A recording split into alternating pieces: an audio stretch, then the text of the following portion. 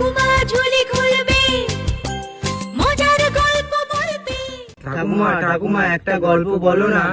আচ্ছা নাতি, বলছে চৌদাইপুর গ্রামে খেচা নামের একটি ব্যক্তি বাস করত। খুবই দারিদ্র ছিল, গাড়ি বিক্রি করে সংসার চালাতো। হঠাৎ একদিন গাড়ি হিটস হয়ে যায়। তারপর মা, আমার বন্ধু এসেছে, আজকে আমাদের বাড়িতে খাবে।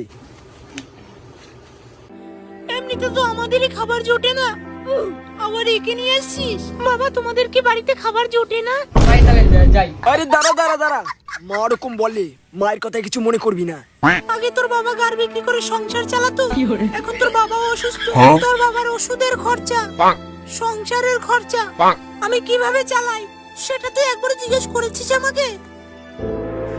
তুইও তো যেতে পারিস তোর বাবার মতো গাড়ি বিক্রি করা কাজে, তাতে অন্তত সংসারটা তো চলবে। আমি বাবার মতো হতে চাই না। ওইদিকে তোর বোনটারও যৌবন চলে এসছে। ভাই তোর বোন চোখ মারছে। বিয়ে দিতে হবে, সেটা কি একবারও ভেবেছিস? সারাদিন নিকম্মার মতো পড়ে থাকলে হবে? তুমি চুপ করবে? একবার খাবোই না আমি। আবার দেখো খাবার ছেড়ে উঠে গেল।